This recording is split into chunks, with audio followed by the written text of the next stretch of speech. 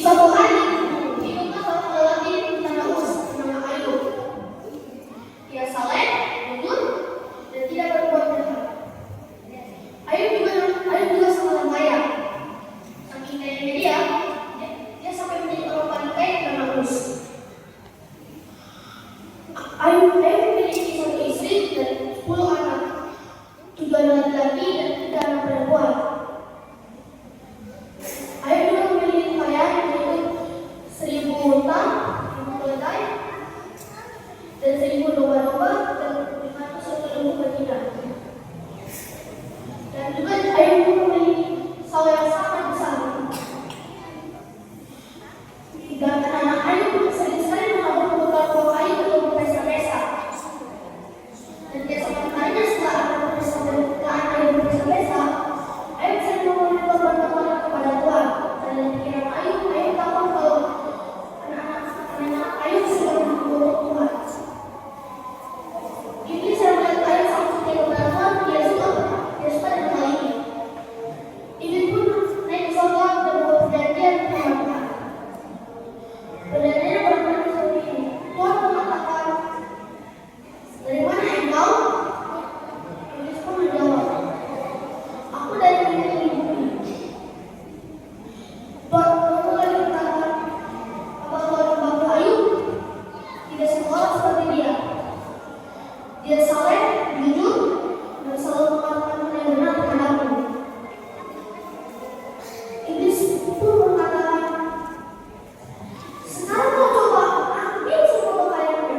Kau sering sekali melindungi hartanya, keluarganya, bahkan apapun yang dia lakukan pun sering memberikan kasih.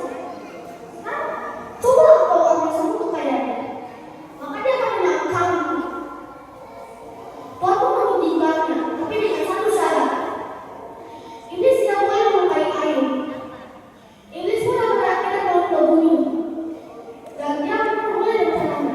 Pertama-tama, Iblis mengirimkan para bandit untuk mencuri jauh-jauh tentangnya Ayub. Iblis juga melakukan hujan api untuk membakar sawah-sawah itu.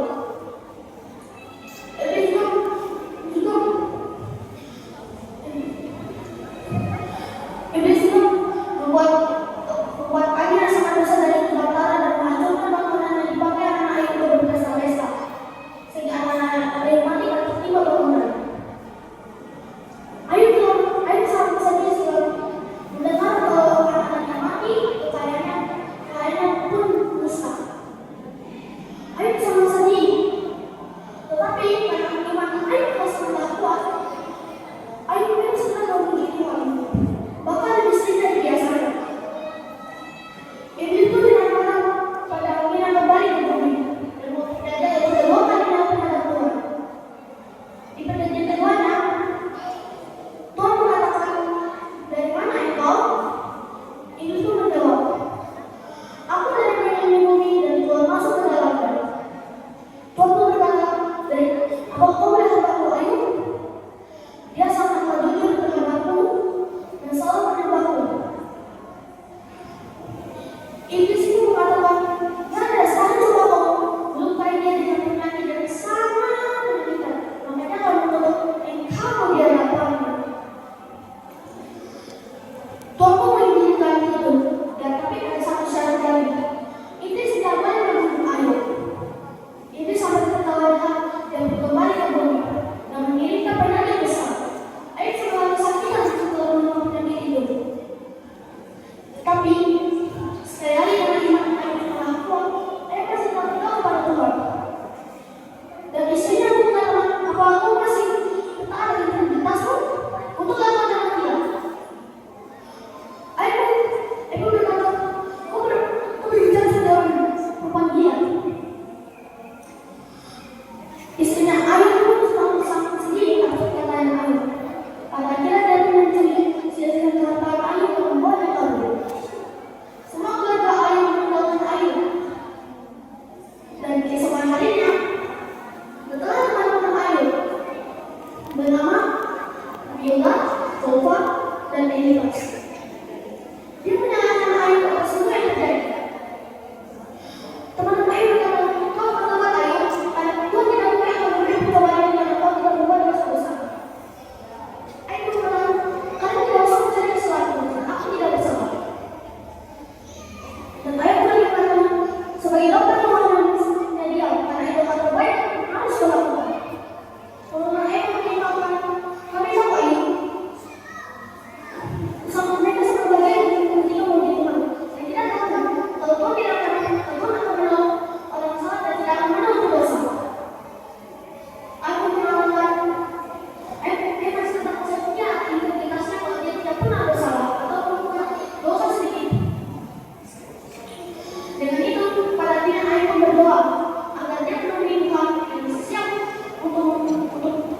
apa yang saya buat.